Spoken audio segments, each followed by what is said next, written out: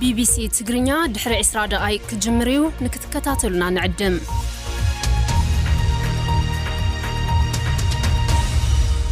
kun sagantaa BBC afaan Oromooti nu waliin tura.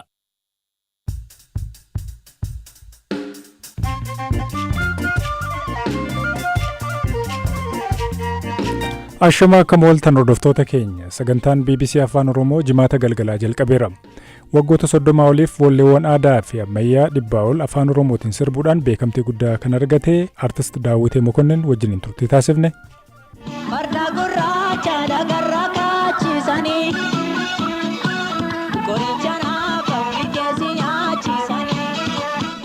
Magaalota Tigraay garaagaraa keessatti mormii har'a ba'ame irrattis gabaasa qabna. ናይ ፌደሬሽን ምክር ቤት ዝወሰነ ውሳኔና ወሙሱስ ተሸርሐ ሸርሕታት እንዮ manni maree federeeshinii dabni murteesse hafuu qaba nageenya barbaanna waraanan feena kunni dabala faakaanii hojjetamedha. Odeeffannoo ispoortiis qabnaa dhiyaadama.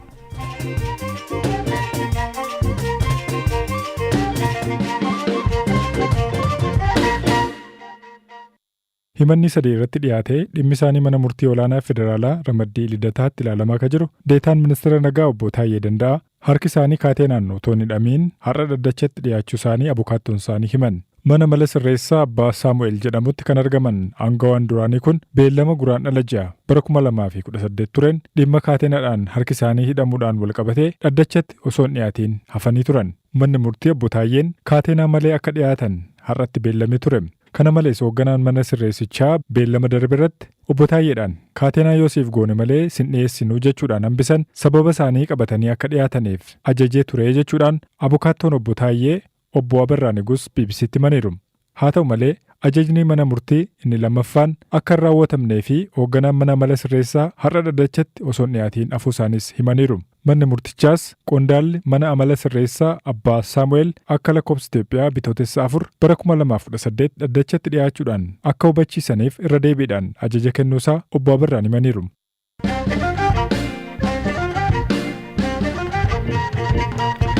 Daawwannaa hojiif Azerbaajaan kan jiran ministeera muummee Abiyyi har'a marii gadi fageenyaan taasifneen hariiroon keenyaa fi tumsi waliif qabnu gara sadarkaa kana caalutti guddisuudhaaf waliigalleerraa jechuudhaan waliigaltee qondaaltota biyyattii wajjiniin godhan ibsan.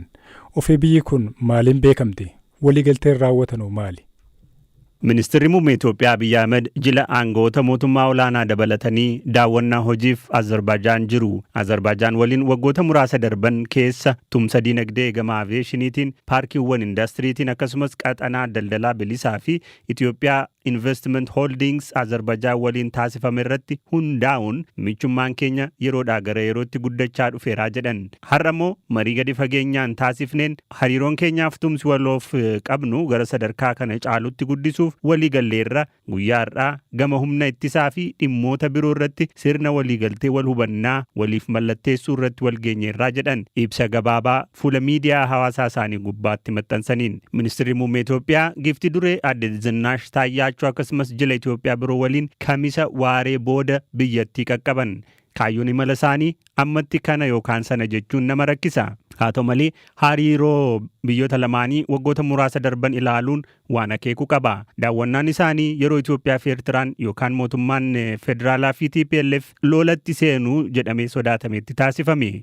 Itoophiyaa fi Azerbaajaan bara 1992 hariiroo dippiloomaasii eegaluu ragaan ministeera dhimma alaa Azerbaajaan ni agarsiisa. Azerbaajaan magaalaa Finfinnee keessa eembasii qabdi. Eembasiin Itoophiyaa Turkii jiru immoo hariiroo Itoophiyaa fi Azerbaajaan hordofa. Bara 2017 eegalee Itoophiyaan Azerbaajaan keessatti qoonsilaa banuun hariiroo tolchuu ministeerichi ibsee jira. Ministeerri muummee Abiyyi Ahmed biyyattii ka daawwachaa jiran waamicha pirezidantiin biyyattii baatii amajjii keessa taasisaniifiin akka ta'e gabaasonni ni mul'isu. Biyyi kun biyya boba'aan badhaate yoo taatu Awurooppaa fi Eeshiyaa wal qunnamsiisti. Biyyoota Afrikaa waliinis yeroo dhiyaas hariiroo cimsachaa jirti.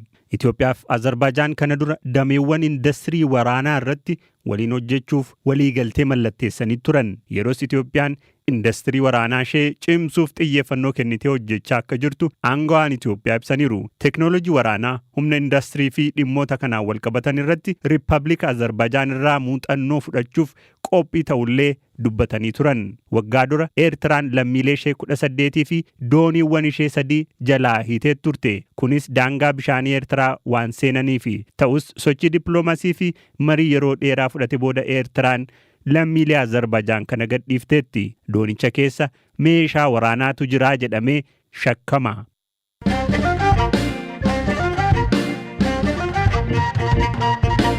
Boordiin filannoo biyyaalessaa Itoophiyaa naannolee filannoo 5 kanneen naannoleen Tigraay fi Amaaraa irratti wal dhaban qofaatti bahanii kallattiidhaan filannoon mana maree bakka bu'oota uummataaf akka dorgoman murteessoo hordofee magaalota Tigraay garaagaraa keessatti hiriirri mormii bahameera.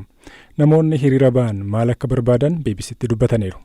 ናይ ፌደሬሽን ምክር ቤት ዝወሰነ ውሳኔና ምስኡ ዝተሸርሐ ሸርሕታት እንዮ manni maree federeeshinii dabni murteessee hafuu qaba.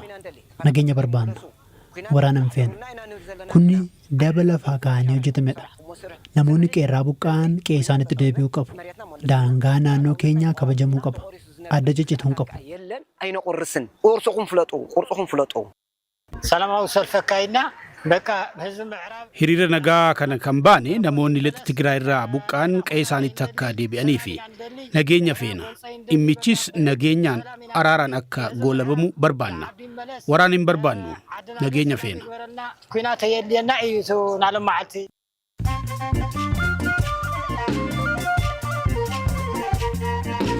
Amma immoo oduun gaggabaabsee isinitti hima. Ministeerri muummee Abiyyi Ahmad humna ittisaa fi dhimmoota biroo irratti Azerbaajaan wajjiniin waltumsuudhaaf waliigaluu himan.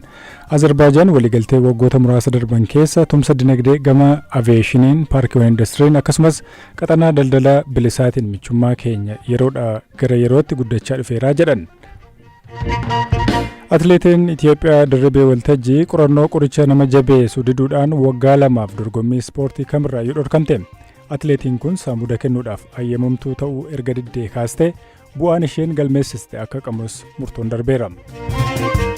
Yuunaayitid Isteetii fi Iraan jaarsummaa Oomaaniin kaleessa Jeneevaatti mariirra oolanis waliigaltee malee adda ba'an.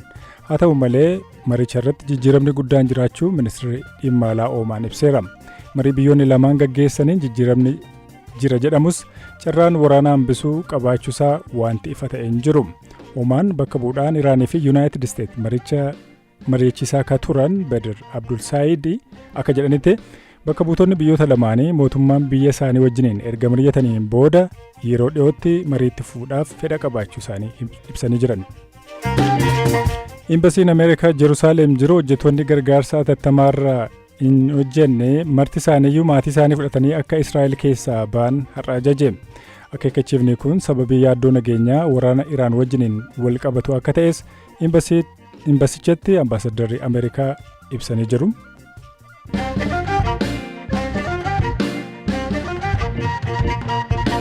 Artist Daawitee Mokonnin waggoota 30 oliif walleewwan aadaa fi ammayyaa 100 ol afaan Oromootiin sirbuudhaan beekamtii guddaa horateera. Daawiteen biyyarraa fagaatus sirbarraa garuu hin fagaanne. Daawiteen akkatti sirboonni isaa dhaga'amtii horatanii fi bu'aa bayii keessa darbe Ameerikaarraa BBCtti dubbateera. Waa'ee sirba isaa an dhufeen jira jedhu afaan Amaaraatiin hiikameerra deebiidhaan hojjetamuun tibbana ijoo dubbii ta'es kaasuudhaan yaada isaa kunoo akkanatti ammayyuu ittaanaatti dubbateera. AI'tu hojjete nama miti. Otoo ta'uu baatee gaarii ture. Isa nuti sirba tokko hojjechuudhaaf ji'a tokko ji'a 2 durraa fixu inni daqiiqaa 15tti hojjetee sii baasa. Fuulli keemmas dargaggeessa fakkaata Daawit weellistoota kan gaafa garuu akkasii miti. Maali waan isaa citiinsaa maali? Eenoo gaafni maal namni naan dhuure illee jiru waa'ee umrii koo yeroo baay'ee namoonni baay'een yeroo baay'ee na gaafatu. Muuziqaa kan jalqabe gaafa ijoolleen jalqabe jiruu keessatti cinqiin jaalladhu beektaa. Rakkoo baay'ee keessa nama darbee as ga'edha. Kanaaf akkati wanti tokko wanti na cinquun jiru. Waan har'aa qofa yaada malee kan boorra boobee kadhee nama jiraatudha. Kanaaf. Bareeda. Erga kaastee guddinni kee akkam ture? Horroo guutuu fi ciwaattiin dhaladhee jedhee dhuma himaan. Aan dhuurri koo bakka itti dhuurame arjo. Abbaan koo nama Kooriyaa duulee galee akkuma namni ijoolleen hiyyeessaatti dhalatee guddatuutiin dhaladhee guddadhe nama qananiidhaan guddatee miti. Ijoollummaa koorraa kaasee sirba baay'ee sirbuun jaalladha. An abbaan koo ijoollummaadhaan irraa du'e garuu ammittiin an abbaa koo yaadadhu kana keessatti al tokko ganama lafa ciisaatti fa'aa yeroo sirbu bakka mucaan kun azmaarii ta'uu fedhee bakka akkan sirbuun barbaadu ture garuu innis yeroo dheeraa hin jiraanne sana boodan du'e. Haati koo immoo badaas dhiibbaa narraan hin gootu gaafa dargii taaddaa giikinatirraan jalqabee achirraa utuma hojjedhuutiin as ga'e jechuudha. Egaa wallee keetiin baay'ee beenna baay'ee hawwataadha. Maali icitiinsaa eessaa dhufe? Iccitii addaan qabu. An dhugaa dubbachuudhaaf muuziqaadhaan mana barumsaa dhaqee nama muuxannootti fudhatee digiriitti fudhatee muuziqaa hojjete miti. Waan manatti fakkaatuun hojjete. Muuziqaarraa waa argadhee nama muuziqaa hojjechaa tures miti hojjetes miti. Kan fedhinaafin hojjedha. Kabiraan immoo kanan ijaafadhe maali yeroo hojjettan gareedhaan hojjetu turtanidha yeroosi? Dhugumadha maaliif beektaa dur sirboota gaafa nuti hojjennu sirba tokko hojjechuudhaaf yoo xinnaate nama 20 nama 30 ta'anii mana keessa teenya ni kaan muuziqaa hojjetaa ni kaan walaloo barreessaa ni kaan yaadaloo hojjetaa gamtaadhaan hojjetama. Sirboota kan ofii koo barreesse muraasadha baay'ee yoo fagaate sirba 15-20 caalan irra guddaa isaa namootumatu naa barreesse anaaf. An fakkeenyaaf sirba tokko naa kennanii awwallisee wallisaa gara biraan dhufee sirba sana yaalee irraa bareeda taanaan isaaf kennin. An koo handaawitee waan jedhamu hin jiru. Amma keessumaa sirboota kee keessaa kana kan dhufee hin jira Golaabee nama afaan Oromoo qofa beeku miti. Ormilleen jaalata maaliifi? Sirboota keenya kan durii kana fudhattee otoo teessee dhaggeeffattu dugda duuba qaba piikchariin qaba beektaa waa ilaaluu dandeessa sirba sana keessatti waan duubarraa ati hubattu ilaaltu tokko jira akka fiilmitti mul'ata fakkeenyaaf Soolanii kana yoo fudhattu waan ta'e isitti mul'atu yeroo sirbicha dhaggeeffattu agartee akka intalattiidha wajjin akkan itti guddatee akka isheen itti heerumtee waan isheen sagootee akka isheen itti sagantee inni hiyyeessa taanaan akkamitti akka sadhiistee deemtee ilaalta mul'ata waan mul'atu qaba viidiyoon hin jiru garuu aawudiyooma isaa dhaggeeffachaayyuu waan tokko dugda duubarraati ilaalta piikcharii qaba. So sirboonni keenya akkasittiin hojjetamaa turan gaafa nuti hojjennu. Yaada faafinna bara. Amma Soolaneen kun gosa lamadha. Tokko Soolanee ishee nagantee deemtedha. Kan lammaffaa immoo erga nagantee deemte immoo araaraafis dhufteetti by the way. I think dhaggeeffatee ta'ee yaada. Inna isa maluutu uumee hojjete. Waan Soolaneen taate walii isaa wallaalee kan jedhu tokko nutu uume isa maaliifi erga deemte immoo maaliif deebisneen finnuu jennee irratti walii galle sii galee because it's art sii galee waa hojjechaa jirra miti so as deebisnee immoo ishee finne akka isheen gaabbitee dhuftee dhiifa mana gaafatteetti hojjennee jechuudha. Akkasittiin hojjetama ture kanaaf tolanii jedheen fudhadha sirboonni bara sanaas. Sagaleedhaan hojjechuu dandeessaa Soolanee keessumaa namni baay'ee jaallata lammaffaa achumaan kanaa deebistu akka waan seenaa keeteetti namni simuu hubata. Soolanee gaafa jira kee manan turre daandoo kee santure waamicha kee oduuf na koomataare. Ijoollummaa keenya Soolanee ishee dabarsine Soolanee akkamiin daagattee Soolanee wanta waliin jenne. Singawu. Baay'ee hawwata guddaa galatoomi daawwite akka seenaa dhugaateetti namoonni hubatan jiru mee irraan himi. Seenaan isaa kan koo miti seenaa dhugaatii garuu seenicha akkam ta'e sitti fakkaate gurbaan inni sirba kana naa kenne mata duree ishee naa kenne seenaan isaa immoo seenaa dhugaadha dhugumatti immoo intala kana jaalataa jedhan yeroo inni mataa ishee naa kennu gurbaa kiyyaa surraa gurbaa jedhamu tokko walaloo sirboota qorra guddaa isaa sannaa barreesse by the way yaada kana gaafan itti fidu inni walaloo isaa guutummaa isaatti ka barreesse immoo isa sii galee aayidiyaa isaa garuu nama gurbaa gammachiis jedhamu tokkotu naa laate sirbicha isaa fi anis akka abbaa kooti sirba jedhu san isatu naa kenne akkasittiinidha kan hojjetame malee guutummaa isaa otoo ta'e fireemii isaa naa kenne kiyyaa surraa jedhama amma lubbuudhaan hin jiru. Isatu barreessa irra guddaa sirboota kuusa barreesse. Baay'ee hawwataadha. Sirbi jalqabattee eegalte garuu farda gurraachaadha akkasii? Farda gurraachaadha. Farda gurraachaadha garra kaachisanii qoricha naaf hawwitee nyaachisanii qoricha naaf hawwitee sanoo dhaga'een. Walumaa gala albama meeqa qaba dammatti? Gara kolleeshiniidha wajjiniin albamii gara 9 ta'u. Baay'eedha. Engadda gurbaan tokko sirboota tokko tarreessee naa ergee kan inni ergan biyyaa bahee hojjedhee fi agartee sirboota qeenxee kana hojjedhee karaa walitti akka gara sirba 117 natti erge. Anuun beeku sirboota sana yaadadhee yuun beeku maasii. Baay'eedha. Garuu isaan keessa addatti kan jaallatu jiraati. Kan baay'ee jaalladhu moo? Anaaf tottobaa gurbaa jedhamu tokko jira guardeenyaa koo tokko amas Poolaandii jira. Anaaf inni mana tokko wajjiniin galla so irra kanne bakka waan hojjannee buluyyuu hin dhabne bakka mana kireeffannee jiraanna sirba keenyas yoo gurgurres namni maallaqa gaarii nuu kaffalee nurraa bitu hin jiru irra guddaa sirboota keenya sirboota qabsoo sirba jaalalaallee hin qabnu. Finfinnee keessa jiraanneeti bar ergumaan albama 2-3 baaseeti beektaa.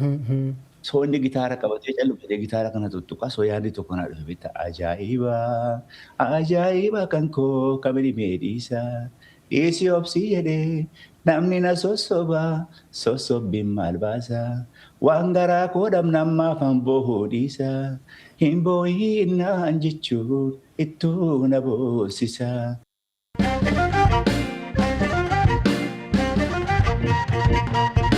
Kanattaan suudhaan odeeffannoo ispoortii isinitti himnaa. Odeeffannoo ispoortii isinitti himuudhaaf waa'ee koo Galaanaa Balaayituu na bira jira. Galaana Ramaddiin taphoota mo'anii darbuu Champions League Awurooppaa har'a ifoomee jira. Kilaboota kam fa'aa walitti fida? Arsenaal Bayer Leverkusen waliin, Newcastle Barcelona waliin, Atletico Madrid Tottenham Hotspur waliin, Bodoon Sporting Lisbon waliin, shaampiyoonaan bira darbee PSG Chelsea waliin, Liverpool Galatasaray waliin, Manchester City shaampiyoonaa yeroo 15 Real Madrid waliin, Atalantaan ammoo Bayer waliin walitti dhufanii jiru. Ramaddiin kun eenyuuf salphaa ta'ee eenyutti ulfaate kan jedhu yaadota kennaman gaggabaabsinee ilaaluudhaaf morkiin Real Madrid fi Manchester City akka taphatu muraatti ilaalamaa jira. Amma duras kilabootni lamaan kun dursanii walitti dhufanii turanii shaampiyoonaa ta'uudhaafis wal falmanii beeku. Yaada Ramaddii kana laachisee kenname tokko tokko laaluudhaaf Daayirektarri kubbaa miilaa Chelsea David Barnard morkii jabaadhaa sodaa hin qabnu yaada jedhu kennee jira. Eenyutu shaampiyoonaa ta'a isa jedhu haasa'uudhaaf amma yeroon isaa fagoo jira. Taphni PSG fi Chelsea akka irra deebii tapha xumuraa waancaa kilaboota addunyaati jettee fudhachuu dandeessa. Bara darbe waancaa kilaboota addunyaa PSG fi Chelsea walitti dhufanii Chelseatu 3-0 injifate. Leenjisaan PSG Luis Enrique waa'ee kanaa gaafatamu lakki tapha adda addaati kuni. Garuu akka carraatti waan ilaallu miti. Chelseanis garee jabaadha. Ammoo ga'umsa keenya ni agarsiisna yaada jedhu kennee jira. Silaa hireen Barcelona wajjiniin ramadamuu jira ture. Haa ta'u malee akka carraa gaariitti isin ilaallu jedhee jira kana. Faallaa kanaan Barcelonaan Newcastle wajjiniin ramadame. Leenjisaan Barcelona Hansi Flick PSG wajjiniin nun geenye jennee waan gammadnuuf hin qabnu jedhee jira. Newcastleis garee jabaadha. Qormaata ta'uu danda'a yaada jedhu kennee jira. Paasaa keenya irratti kilabootni Ingiliz 6 marsaa kana keessatti argamu. Newcastle qofadha kan kallattiidhaan marsaa 16tti makamne. Haa ta'u malee carraa baheen Newcastleis tapha lammataa dirree isaatti gaggeessa.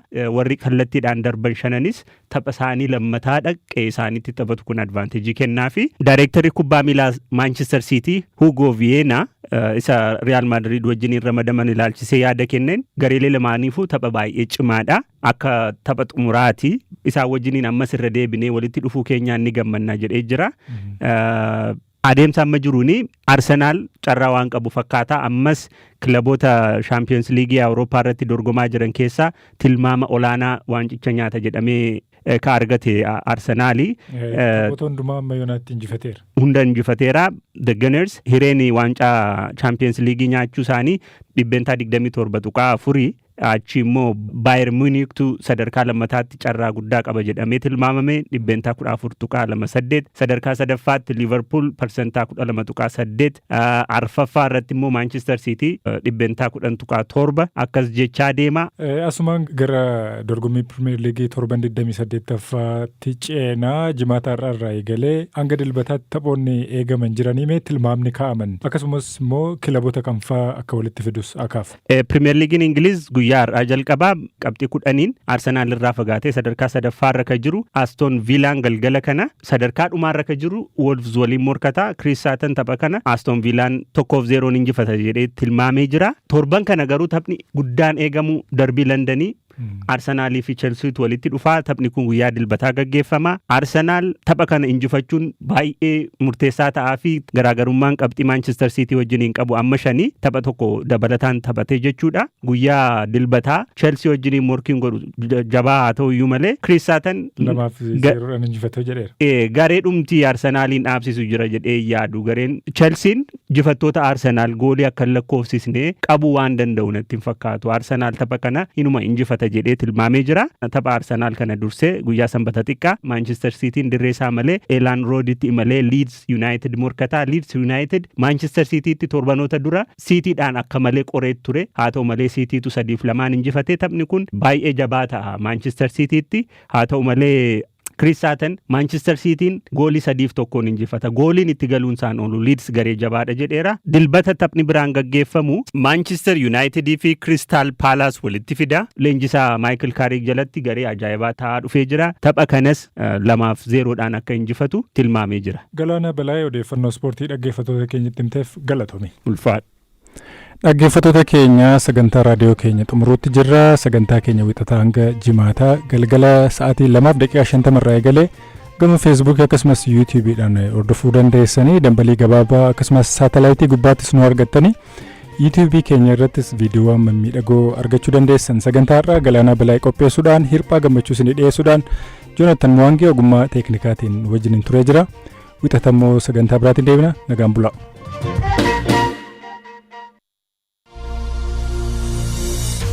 BBC ትግርኛ ዜናን እዋናዊ ሓበሬታን ሒዙ ሕጂ ይጅምር ኣሎ።